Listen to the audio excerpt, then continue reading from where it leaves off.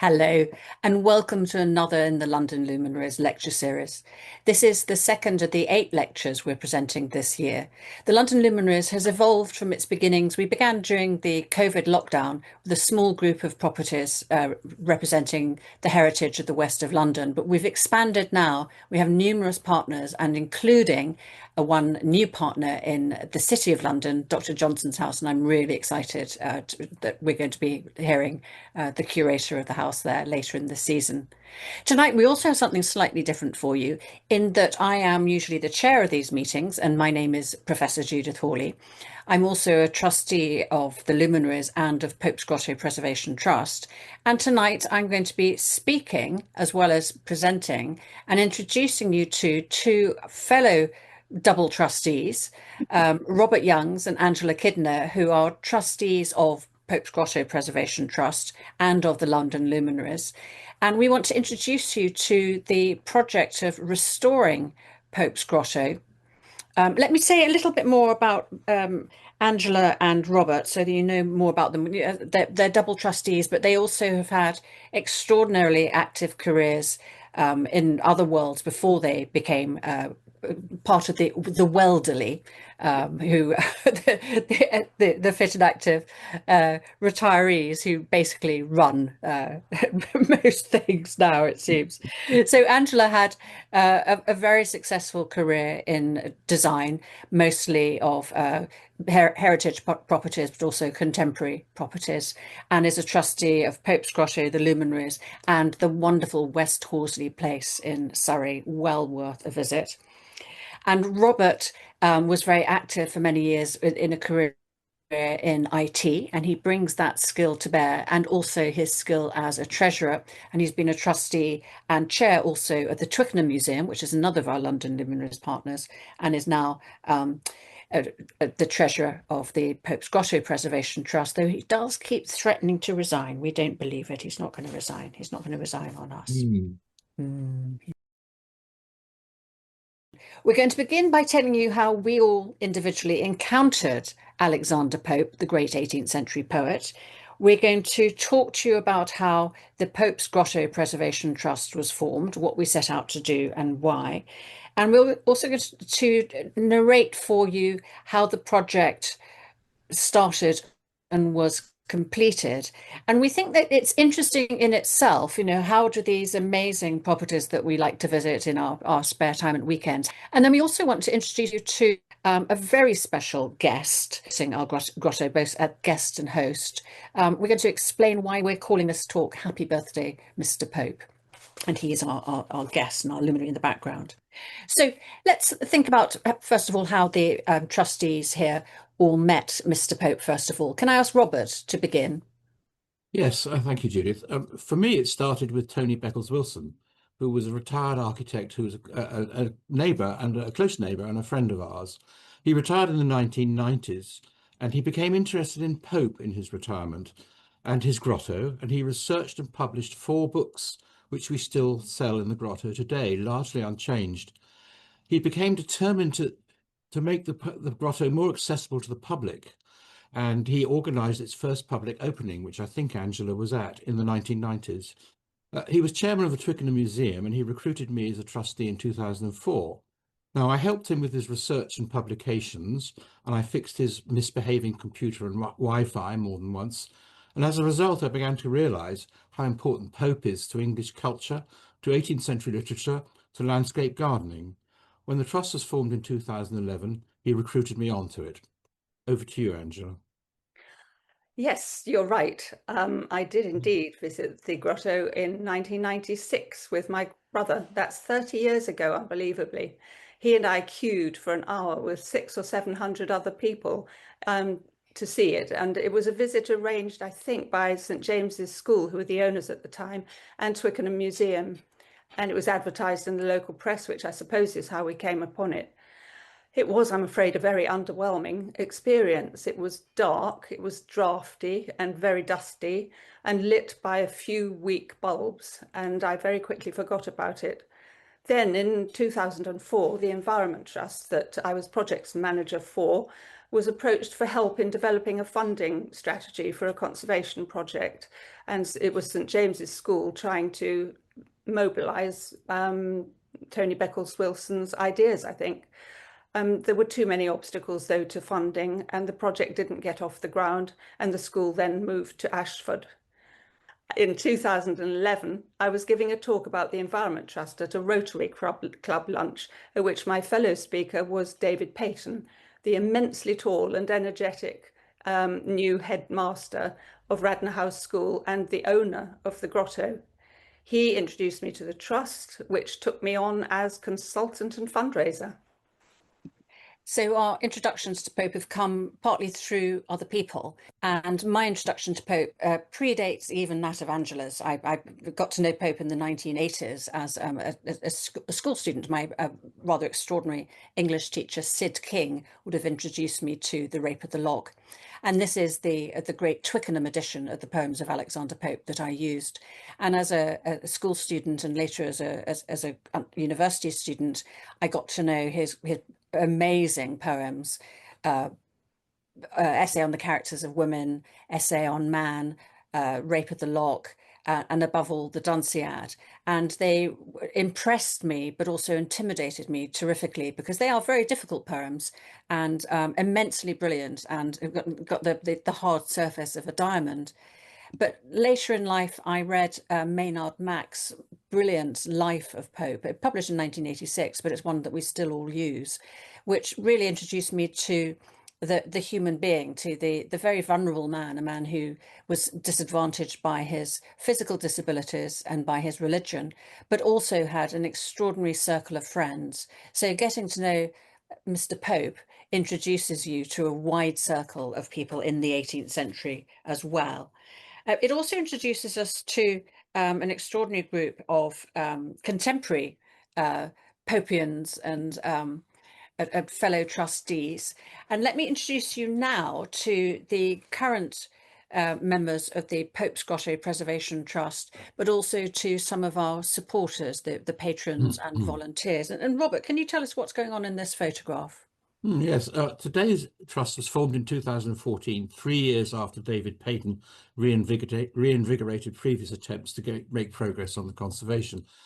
The trust comprises 10 trustees with a wide range of experience and skills. We also have a small group of dedicated and knowledgeable volunteers who help us to run our open days and other events. But we're always looking for more, so please contact us through our website if you want to be a volunteer. In 2019, we became aware that we were increasingly deal with matters that needed some academic heft. We are fortunate in that I was able to catch Judith Hawley in a weak moment with a glass of cava in her hand and asked her to become a trustee. I consider this to be the most effective thing I've ever done for the trust. Here's a photo taken at the offices of our conservation architect, Donald Insel Associates, at an event which was to celebrate our award from the New London Architecture Group, more of which later. In the centre, you can see David Cornwall, our chairman emeritus. On his right, there's Catherine Lawson, our current chair. Next to her is Frank Skinner, who most of you will know about. He's one of our 4 patrons, the other 3 being Monty Don, Sir Donald Insel himself, and Kim Wilkie, who's a very well-known landscape architect. On the far left is Ayaka Takati, who is our consultant architect working for Donald Insel Associates. Next to her, you'll recognise Angela. And somewhere, Judith is lurking at the back. I think she's over my right shoulder. Is that right? Yes. Yeah. Just looking over my right shoulder there. Good. So you've met the team. Let's meet the grotto itself and think about how we got the project off the ground. Is this the right slide? Yeah. So it took a while to get the project off the ground, but first of all, we need to explore what's underground. The grotto is a kind of glorified underpass, and this is an image of the sort of rather gloomy and slightly forbidding entrance that Angela would have approached when she first visited. Can you tell us, Angela, about the obstacles we encountered and maybe even some of the good things that we found along the way? Absolutely, yes. In fact, that photograph is even just past the beginning of our conservation because the gates were originally white, and that was our first project to green them. Anyway, the obstacles were many. The grotto itself had been listed Grade 2 starred since the 1950s, soon after the listing process was begun. And it was on the Heritage at Risk Register since 2005, and it was in a very poor state. Over the years, minerals had been stolen, and those that remained were becoming detached from their supporting mortar and the steel cramps, iron cramps, and the floors were covered with the 20th century cement that trapped moisture and further loosened the minerals. And being semi-open at both ends, it was frequented by foxes and pigeons. And completely buried under the school, of course, it had lost its connection to the river and garden. And this location under the school meant that ownership or leasehold by the trust was impossible.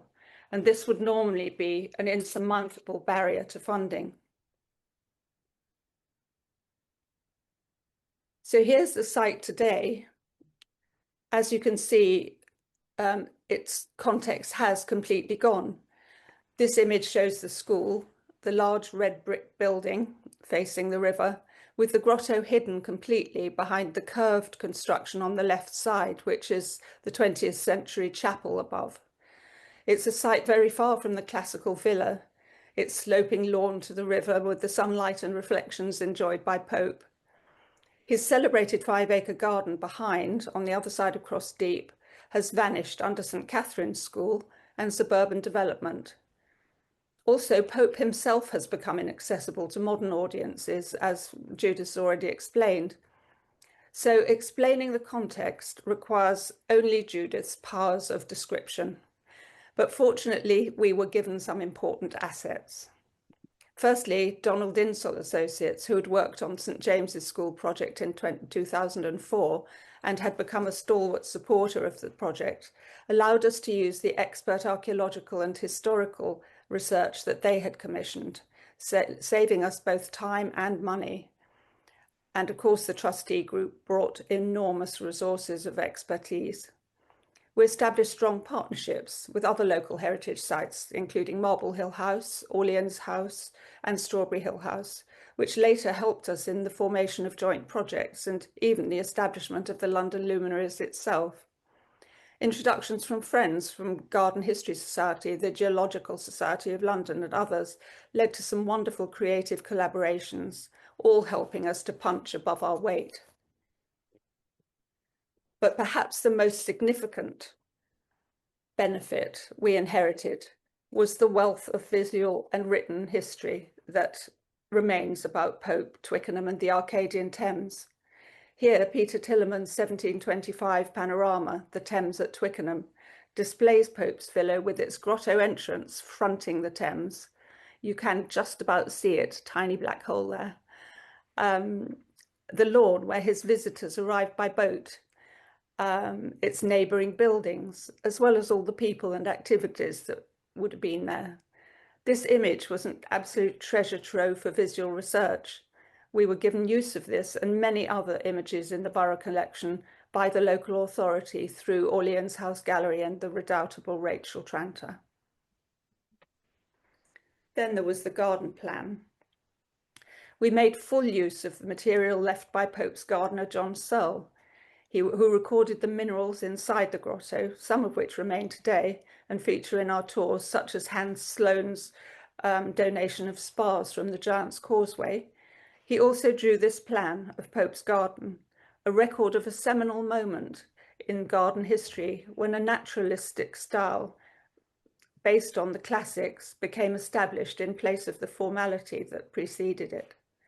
Both documents were very probably printed and distributed for many visitors to the grotto and the garden during Pope's era and after it, rather like our interpretation material today. These assets were helpful in explaining the history, enthusing the public and funding bodies, as well as for visual reconstruction. So we have various printed records and the amazing panorama painting in that plan. But as Angela said, there was no visible context on the ground anymore because of the destruction of the villa. We should say that Pope's Villa was destroyed in 1808, and so that no longer exists, and the building that's there, the school, doesn't map onto the old villa. But so we had to create a context. And Robert, I want you to tell us about this amazing virtual Arcadia digital resource that we had created for us. Well, yes, I mean, as you say, almost everything's gone. The context of Twickenham, the area, the river, the garden is no longer there. But we wanted very much to be able to give people a feel for what it was like and to show them what it might have been like in the first half of the 17th century, were they to visit Pope's Villa and his garden. This is a virtual Arcadia. This is a project that we commissioned in a sense. We actually fell into it. We were fortunate in 2015 to come across Professor Paul Richens. He's a semi-retired professor of architecture with an interest in computer modelling of historic buildings. He'd already created digital interactive models of Beckford's Tower and Prior Park, both in Bath or near Bath. Incidentally, Ralph Allen, the owner of Prior Park, also owned quarries which provided Bath stone for many of the buildings in the area. And in a nice connection, he was a good friend and correspondent of Pope. Thus began our virtual Arcadia project. Over the next 2 years, working in his own time, without any payment from us, Paul carefully researched and built a highly accurate digital reconstruction of the river between Twickenham and Pope's Villa and his garden. And the result of his work is a fully interactive model, which we run on a fiendishly expensive gaming laptop, allows the operator to navigate a boat up the river with its accurate representations of 18th century barges, boats and riders on the towpath, for which the Tillerman's picture, which Angela showed us, has been invaluable. The garden is based on John Searle's plan, which you've just seen, and it has William Celt's shell temple at the bottom left there, his vineyard, his obelisk to his mother, and pineapple house, the spiral mound, all shown on the plan, and many other features of his once famous garden. We've used this reconstruction in our events, and our outreach manager has taken it to schools, U3A, Age UK, and other institutions and people to immerse these audiences in 18th century Twickenham and Pope's Garden, and it's been very successful. You can find a couple of 20-minute video clips from this model on our website. They're not interactive, they are essentially just straight videos. So do look at them if you haven't seen them already.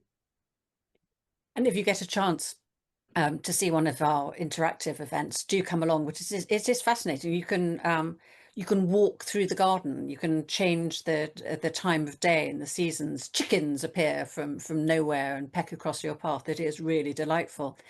Equally delightful has been another of our great friends and supporters, and that's Giles Abbott. We're really lucky to have been able to work with Giles Abbott to bring Pope alive in different ways. Now, Pope, I briefly mentioned, had a sort of a troubled life. He was disadvantaged in some ways from 18th century points of view. He was a Roman Catholic in a period when that was a really suspect religion, and he also suffered from severe physical disabilities that rendered him in effect unmarriageable and the object of derision. But it's hard to square that personal experience with the products, those very, very long, brilliant poems that he wrote. But Giles Abbott, who himself is visually impaired and so knows something about the experience of disability, has brought him to life for a really wide audience. And he's done 2 projects for us. The first was A Search for Perfection, which is an account of Pope's life and the relationship between his personal experience and his amazing works. Excuse me. The second is The Verse and the Curse, which is a project that he's taken into schools, and he's engaged school children in understanding how Pope uses language to express his feelings. And so it's a way of bringing together kind of the rhetoric of praise and blame, the sort of social media and social satire, and the way he was able to bring Pope alive through those 2 live events also helped us in our applications for funding. So both the Virtual Arcadia and Giles's work helped us in our funding applications, and that's the next chapter of our story, and Angela is going to pick up the thread there. Yes, funding, the difficult thing. As anyone writing bids for heritage projects will know, it's a very slow process. You can't attract grants until you've built a good case with solid partners, generated public enthusiasm, and evidence that your organisation can be trusted. We had many failed bids, 16 at least, with many more expressions of interest rejected. I remember our first rejection by the Lottery Heritage Fund in 2015. It was a bit premature as a bid, I must admit. Ironically, the trustees were visiting the recently restored Crystal Grotto at Paynes Hill Park, just at the moment that the telephone call came through. It was a sword in the heart. However, they did encourage us to persevere, though, and eventually 25 applications were successful. We started with small projects, the conservation of the gates and the statuary inside the grotto with the advice of Odgers Conservation. Here you can see David Odgers overseeing the repairs to the gates. Incidentally, those were scraped down and the paint scrapes revealed a green underlying paint that it was exact match with that at Cliveden of the same era, which was interesting. Our first grants were from the Heritage of London Trust, the Pilgrim and Leach Trusts, and the Ironmongers Company. We gradually amassed sufficient funds to carry out a pilot project on the South Chamber. That's the room on the right. It was a sort of audition piece, really, for the major capital project, which enabled us to test the underlying condition of the grotto, conservation approaches and techniques. And a resilient heritage grant from the National Lottery Heritage Fund paid for Donald Lintle Associates to obtain planning permission for the conservation works, an audience development plan, and a fundraising strategy. Bids to the Arts Council helped us to develop outreach work with storyteller Giles Abbott, and momentum built. Other funders joined, and in 2019 we were awarded £247,000 by the Lottery Fund for the Genius of the Place project, just after the school changed hands. Fortunately, the new owners were just as accommodating as the first. Then COVID intervened and the project was delayed. It started on site in 2021 and, with work only possible during school holidays, was completed in 3 tranches in May 2023. So that's how we raise the money, and it's if any of you are thinking of applying for funding, this might be a useful model for you to start small and to build up. So let's look now, Robert, at how we spent the money, and we have a beautiful, colourful pie chart. A couple of pie charts to show where the money came from and where it went. And I haven't ever worked on a project like this before. Excuse me, but I found it quite instructive. In terms of the funding, more than half the funding came from the National Lottery Heritage Fund, as Angela explained. But our second largest donor was the H.B. Allen Trust, which was a private charitable trust with an awful lot of money, I think it had. It was dissolved in 2017. Just before that, they dispensed £40 million worth of grants to various organisations all over the country. So that was our second biggest tranche of money, and all the others are relatively small. There's donations and small grants from the rest of them. Now, the way we spent the money was, not unsurprisingly, mainly on the physical grotto conservation, which is the green segment in the pie chart on the right. But I was surprised at the end of this to discover how much we'd spent on professional fees. And that's the blue chart that is being marked out there. It's about 30% or something of the total budget. And that's people like archaeology, project evaluation professionals, monitoring, interpretation, building the interpretation material, quantity surveying, and lastly, and more than anything else, project management, because we were extremely lucky in having a project manager who was really good. Judith, I think you want to talk about Victoria. No, I just want to Yeah, okay. really just to say she was she was Yeah, worth every penny. worth She every got the penny. job Yeah. done. She liaised brilliantly with all the different Mm. kinds of people involved in the project. I would highly recommend her. Yes. Yep. Let's look in more detail at the physical conservation because it is a fascinating site. I mean, Angela, you've already alluded to the minerals and things becoming terribly loose and needing to be put back together. So let's find out some more about who did the conservation and how it was done. Angela Yes, well, or Robert?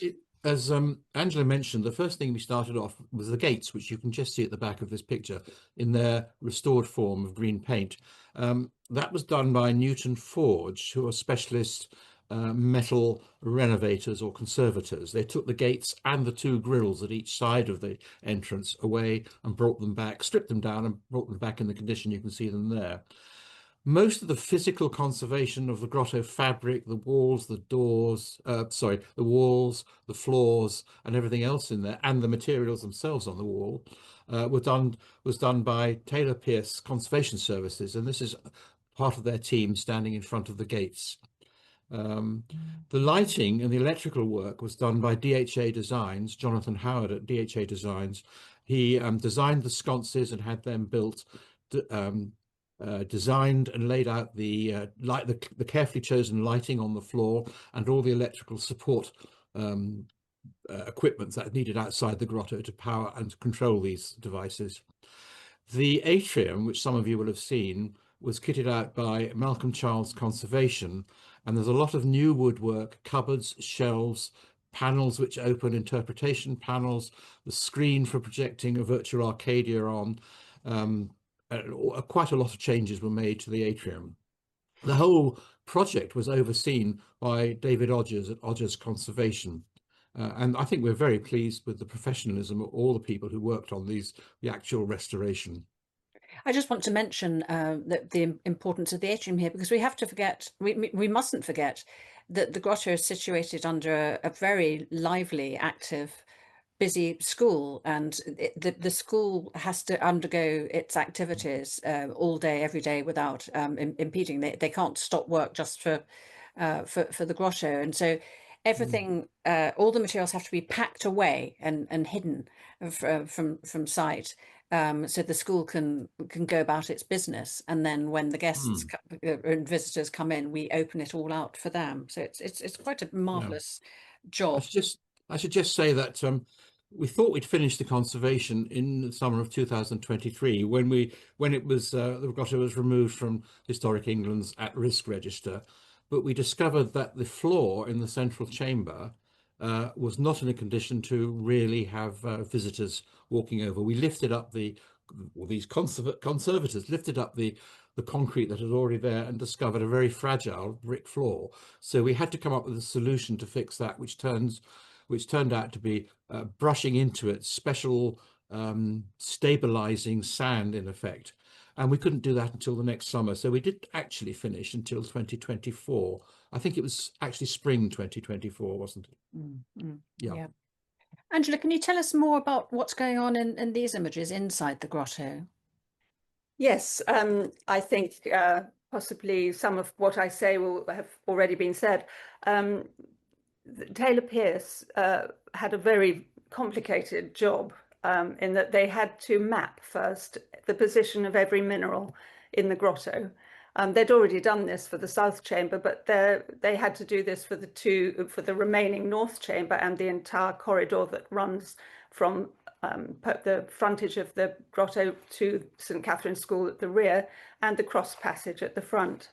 So they mapped all of these, the positions of the minerals, then removed them and replaced them all using lime mortar and stainless steel cramps in place of the crumbling cement and the rusting iron cramps that were there before.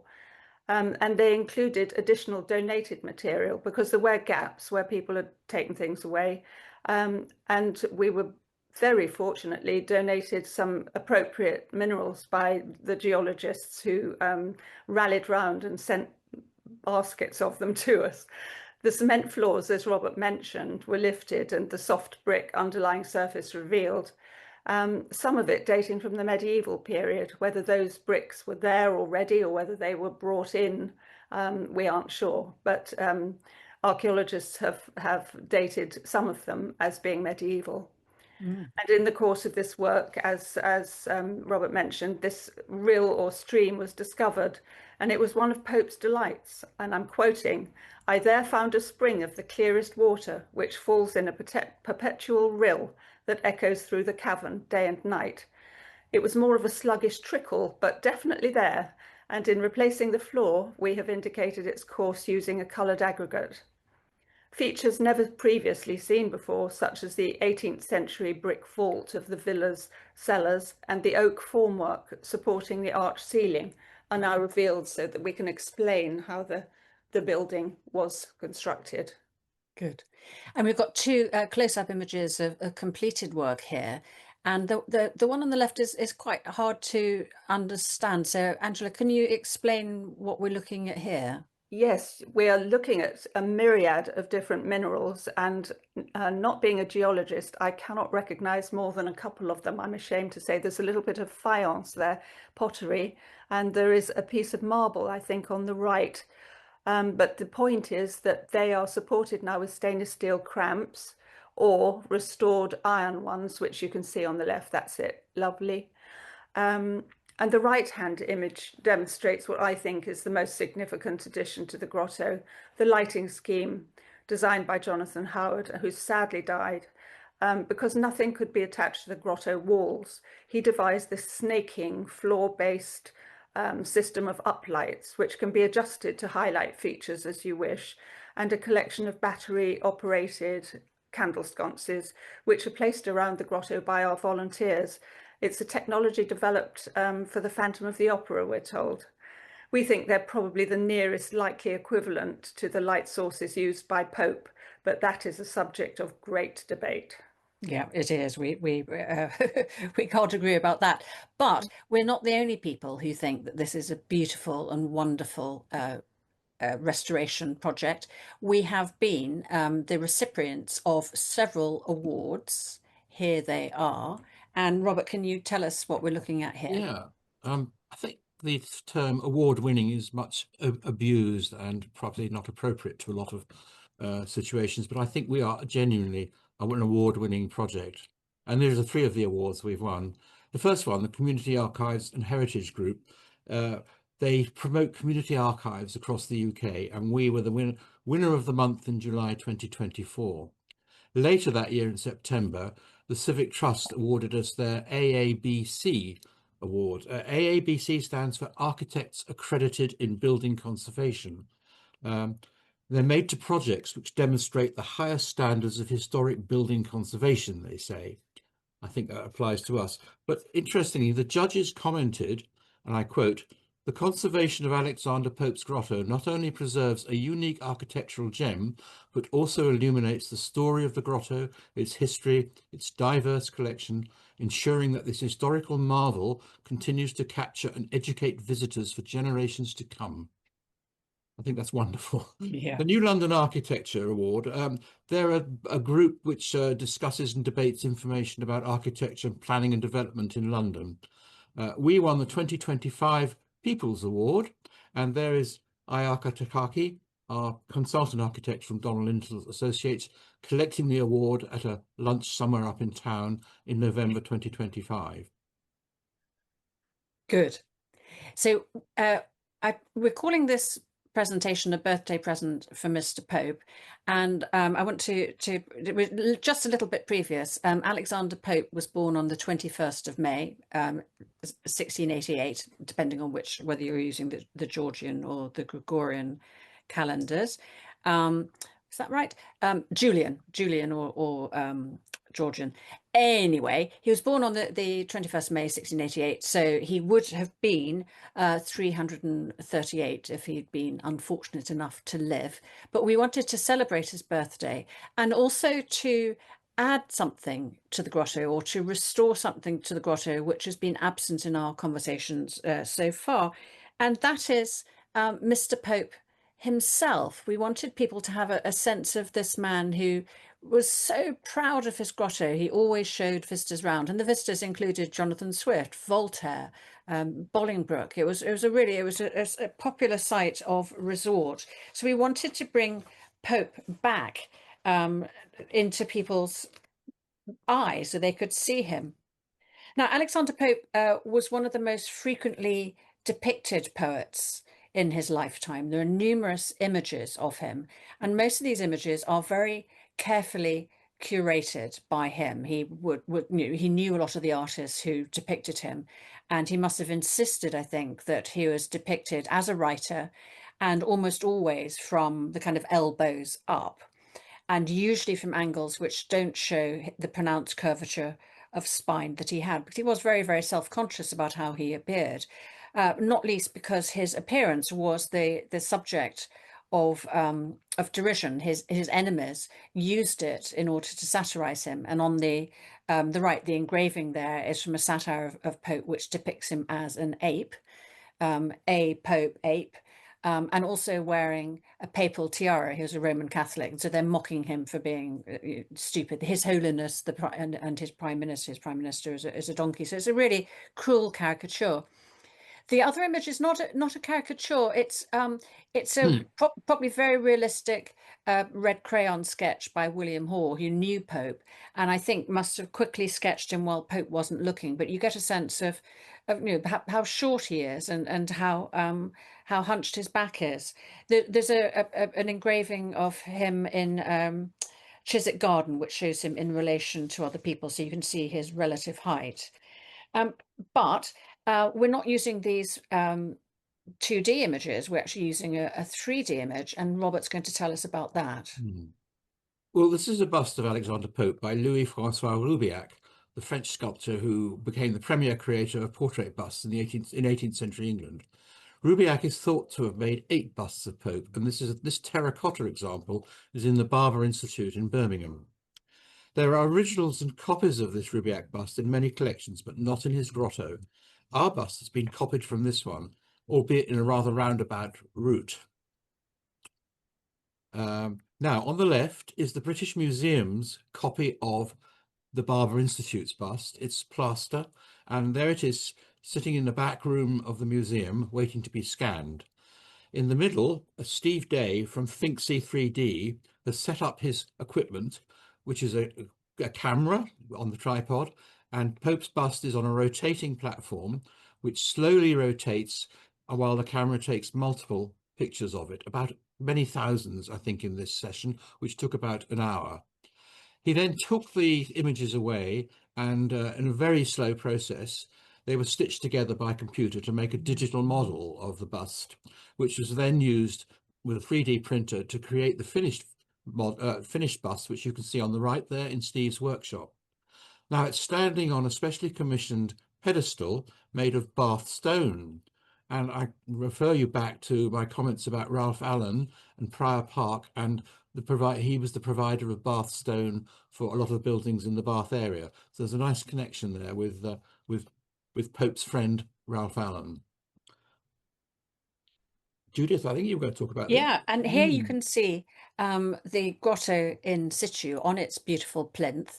And to scale, we have one of our younger visitors who's agreed to allow us to show this photo of her standing next to Mr. Pope.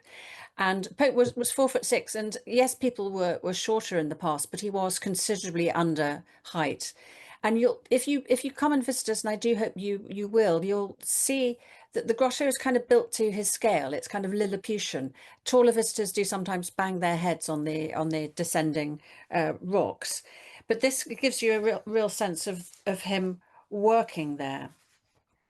And I've mentioned visiting, and we do hope that you can visit. And let me tell you a little bit about how you can visit, what you might see, and where you can find out information, and how we do outreach for people who can't actually get to see us. So we're open for visitors. Our next open day, I think somebody's asked a question about this, is the 16th of May. But all the dates are on our website, and you can book tickets. You can't just turn up and see us, I'm afraid. Everything has to be booked through Ticket Source. We have a new website in development, and that will have further information there. For those who can't come to us, we have on occasion taken the Grotto out to other people. And here is Ricky Pound, our outreach and volunteer manager, taking the virtual Arcadia to people who couldn't make it to the Grotto for whatever reason. I think this was just after COVID. He also has done school visits, and he's got more planned. And I want to give a shout out now to a very special person, and that is Georgie, who is the daughter of Rachel, our amazing chair. And Ricky gave a talk at her school, Orleans Primary School, recently, and she was fascinated and she learned a lot from it. So if you want to book Ricky for a school visit, do get in touch. We'll talk more about what you can see and what you can visit later on, but I just want to end with this final image from within the grotto, showing the restored minerals that we've mentioned, the curious floor, the lighting, and looking through in the direction of the river, and where you'll see an extract from a virtual Arcadia permanently on display. We're doing our best to give you the impression of what it would have been like in Pope's day. Come and visit if you can.